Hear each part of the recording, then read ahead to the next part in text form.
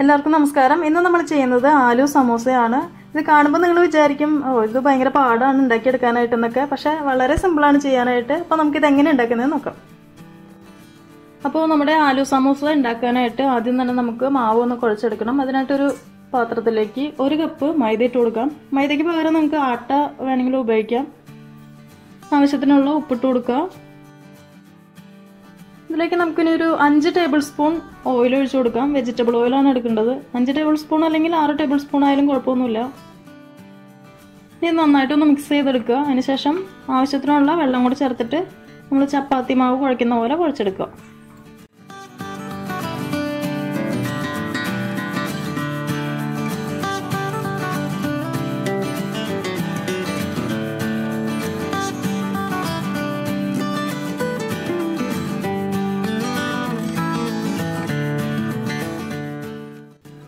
അപ്പോൾ നമ്മുടെ മാവ് നന്നായിട്ട് കുഴച്ചെടുത്തിട്ടുണ്ട്. നല്ല സോഫ്റ്റ് ആയിട്ടുണ്ട്.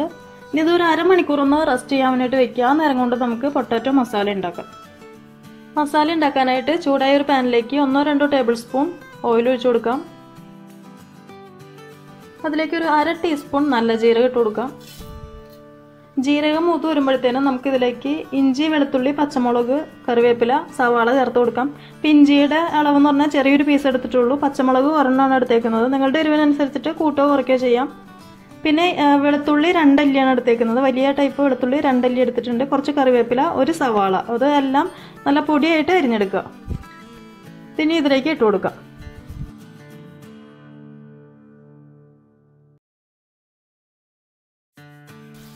ഇഞ്ചി വെളുത്തുള്ളിയൊക്കെ ഒന്ന് കളർ മാറുമ്പോൾ വേണം കേട്ടോ നമുക്ക് ഇതിലേക്ക് സവാള ചേർത്ത് കൊടുക്കാനായിട്ട്.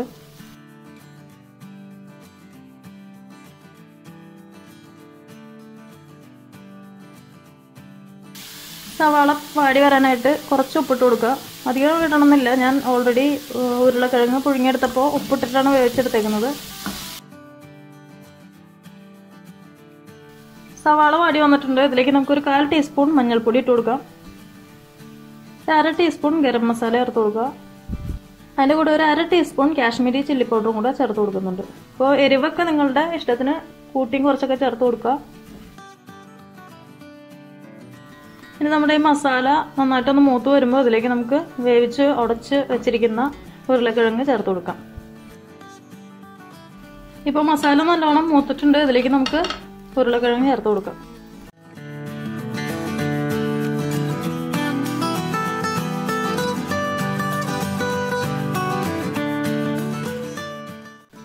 ഈ ഒരു സമയത്ത് നിങ്ങൾ അതിൻ്റെ ടേസ്റ്റ് നോക്കുക. അതായത് ഉപ്പും എരിവൊക്കെ നോക്കുക. പോരാത്തുണ്ടെങ്കിൽ അഡ്ജസ്റ്റ് ചെയ്ത് കൊടുക്കുക. ചിലപ്പോൾ ഉപ്പ് പോരാഴി ഉണ്ടായിരുന്നു, ഞാൻ ചേർത്ത് കൊടുത്തിട്ടുണ്ട്.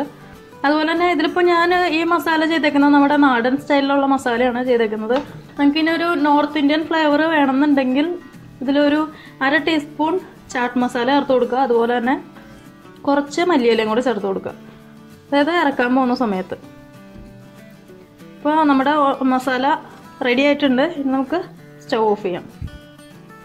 ഇനി മസാല ഒന്ന് ചൂടാറി വരുന്ന നേരം കൊണ്ട് നമ്മൾ നേരത്തെ കുഴച്ച് വെച്ച ഈ മാവ് ചെറിയ ബോൾസായിട്ട് ഉരുട്ടിയിട്ട് പരത്തിയെടുക്കുക.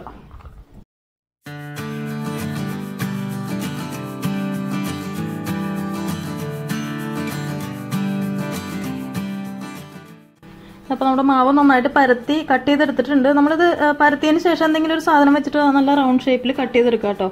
ഇപ്പോൾ അധികം വലിപ്പമൊന്നുമില്ല. ഒരു വലിയ പപ്പടത്തിൻ്റെ സൈസേ ഉള്ളൂ. ആ ഒരു അളവിൽ തന്നെ എല്ലാം എടുക്കുമ്പോൾ, എല്ലാ ബോൾസും ഉരുട്ടിയെടുക്കുമ്പോൾ എല്ലാം ഒരേ അളവിൽ തന്നെ എടുക്കാൻ ശ്രദ്ധിക്കുക. അപ്പോൾ നമ്മളതിൻ്റെ കട്ടി എല്ലാം ഒരേ സൈസ് തന്നെ ആയിരിക്കും. ഇനി നമ്മുടെ മസാല ഇതിൽ ഫില്ല് ചെയ്യണം. അതിനായിട്ടൊരു പരത്തിയെടുത്ത മാവ് പലകയിൽ വയ്ക്കുക. ഇനി ഒരു കത്തി ഉപയോഗിച്ചിട്ട് ഇതിൻ്റെ സെൻറ്ററിൽ ജസ്റ്റ് ഒന്ന് മാർക്ക് ചെയ്യുക. അതിനോട്ട് ഡീപ്പായിട്ട് കട്ട് ചെയ്ത് എടുക്കണ്ട. നമുക്കിൻ്റെ അളവൊന്നും അറിയാൻ വേണ്ടിയിട്ടാണ്, കറക്റ്റ് സെൻറ്ററിൽ തന്നെ ആണോ എന്ന് അറിയാൻ വേണ്ടിയിട്ടാണ് അങ്ങനെ ജസ്റ്റ് ഒന്ന് മാർക്ക് ചെയ്യണത്. അതിന് ശേഷം ഇതുപോലെ ഒരു സൈഡ് കട്ട് ചെയ്താൽ മതി. ഇങ്ങോട്ട് ഈ അരിയത്തോട്ടൊന്നും ആവണ്ട. ഈ ഒരു ലെവലിൽ ഇങ്ങനെ കട്ട് ചെയ്തെടുക്കാം.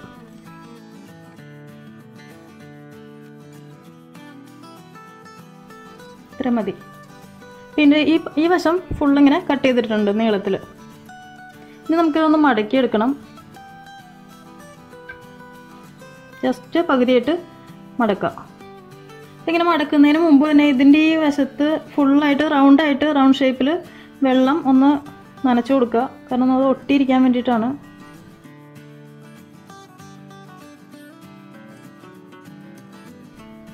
അതിനുശേഷം മടക്കുക. ജസ്റ്റ് കൈ കൊണ്ടൊന്ന് പ്രസ് ചെയ്ത് കൊടുക്കുക. അപ്പം ഇങ്ങനെ വരും. അതിനുശേഷം ഇങ്ങനെ വെച്ചിട്ട് ഇത് ഇങ്ങനെ മടക്കുക. അപ്പോൾ ഇവിടെ വെള്ളം തേച്ച് കൊടുക്കണം കേട്ടോ. ഇങ്ങനെ മടക്കുമ്പോൾ ഈ സൈഡിൽ വെള്ളം തേച്ച് കൊടുക്കണം.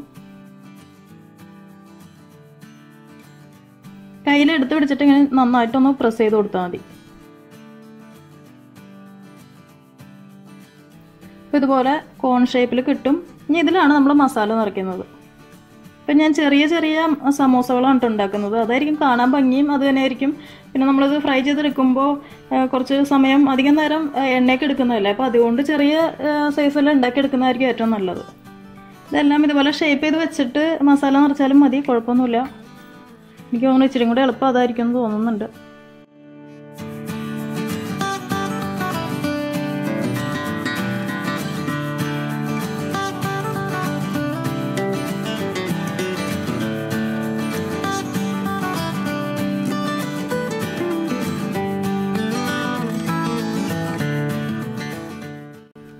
അപ്പോൾ ഒരു 5-6 ഞാനിവിടെ ഷേപ്പ് ചെയ്തെടുത്തിട്ടുണ്ട്. ഇനി ബാക്കിയും കുറച്ചും കൂടി ചെയ്യാനുണ്ട് കേട്ടോ. ഞാനത് ഇപ്പം തന്നെ ചെയ്യുന്നില്ല, കാരണം ഇവിടെ ഇരുട്ടി തുടങ്ങിയിട്ടുണ്ട്. ഇരുട്ടിയെന്ന് വെച്ചാൽ 4:30 ആയിട്ടുള്ളൂ. പക്ഷെ എന്നാലും വെട്ടം ഭയങ്കരമായിട്ട് കുറഞ്ഞിട്ടുണ്ട്. അപ്പോൾ അതുകൊണ്ട് നിങ്ങൾക്ക് കാണാനായിട്ട് ഒരു 5-6 വേഗം ചെയ്തിട്ടുണ്ട്. ഇനി ഇതിൽ നമുക്ക് മസാല നിറയ്ക്കാം.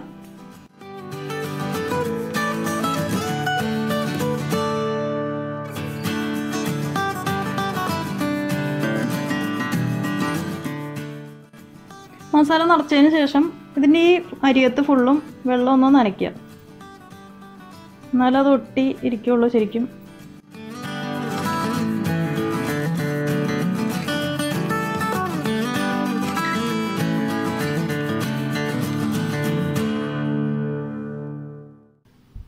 ഇതുപോലെ തന്നെ എല്ലാം ഫില്ല് ചെയ്തെടുക്കാം.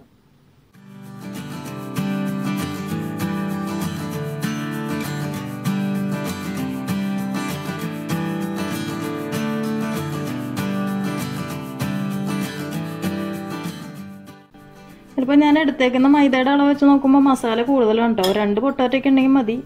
ഇപ്പോൾ എടുത്തപ്പോൾ 3 എടുത്തു. അത് പറയാൻ മറന്നുപോയി. ഞാൻ എടുത്തേക്കുന്ന പൊട്ടാറ്റയുടെ അളവെന്ന് പറഞ്ഞാൽ 3 മീഡിയം സൈസ് പൊട്ടാറ്റോ ആണ് എടുത്തേക്കുന്നത്. നേരത്തെ ഞാൻ പറഞ്ഞില്ല എന്ന് തോന്നണു അല്ലേ.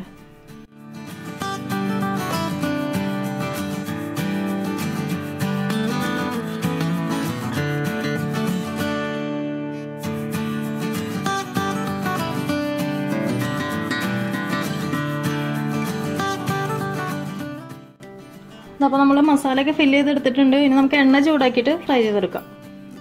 അപ്പോൾ ചൂടാക്കാൻ വെച്ചിരുന്ന എണ്ണ നന്നായിട്ട് ചൂടായി വന്നിട്ടുണ്ട്. ഇനി ഇതിലേക്ക് ഓരോ സമൂസ എടുത്തിടുക. അപ്പോൾ തീ മീഡിയം ഫ്ലെയിമിലേക്ക് മാറ്റുക കേട്ടോ. എന്നിട്ട് ഓരോന്നായിട്ട് ഇട്ട് കൊടുക്കുക.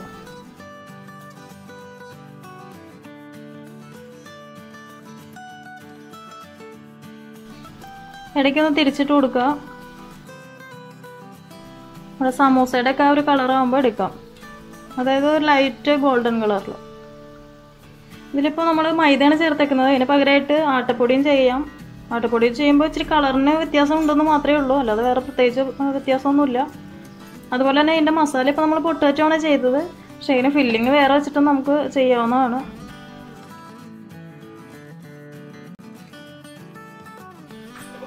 അടുത്ത സെറ്റും കൂടി ഞാൻ ഇട്ട് കൊടുക്കാം കേട്ടോ. കാരണം ഫസ്റ്റ് ഇട്ടത് ഏകദേശം ആവാറായിട്ടുണ്ട്. കളറൊക്കെ എന്തായാലും ചേഞ്ച് ആയിട്ടുണ്ടല്ലോ. അപ്പോൾ കണ്ടു കഴിഞ്ഞാൽ മനസ്സിലാവും. ഒറ്റ ട്രിപ്പിൽ തന്നെ വറുത്തെടുക്കാം.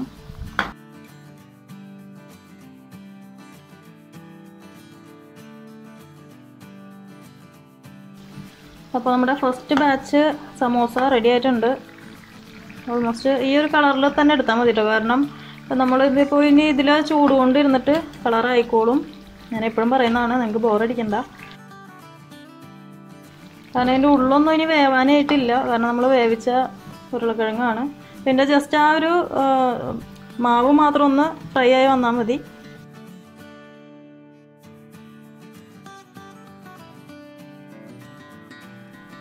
അപ്പോൾ നമ്മുടെ ആലു സമോസ റെഡി ആയിട്ടുണ്ട്. ഈസി അല്ലേ ചെയ്യാനായിട്ട്? എന്നും ഈസി ആയിട്ടുള്ള വീഡിയോ തന്നെയാണ് ഞാൻ അപ്ലോഡ് ചെയ്യാറെന്നാണ് എൻ്റെ ഒരു വിശ്വാസം. എല്ലാവരും പറയാറുമുണ്ട്. അപ്പോൾ നിങ്ങൾ എന്നും പറയുന്ന പോലെ തന്നെ ഒന്ന് ട്രൈ ചെയ്യാൻ നോക്കുക. പിന്നെ നേരത്തെ ഞാൻ പറഞ്ഞില്ലേ, നിങ്ങൾക്ക് വേണമെങ്കിൽ ഈ മൈദയ്ക്ക് പകരമായിട്ട് ആട്ടപ്പൊടി യൂസ് ചെയ്യാം. അതുപോലെ തന്നെ മസാല വേണമെങ്കിൽ ചേഞ്ച് ചെയ്ത് ചെയ്യാം. അപ്പോൾ എങ്ങനെയാണെന്ന് വെച്ചാൽ നിങ്ങളുടെ ഇഷ്ടത്തിന് ചെയ്യുക. വീട്ടിൽ ഉണ്ടാക്കിയിട്ട് എല്ലാവർക്കും കൊടുക്കുക.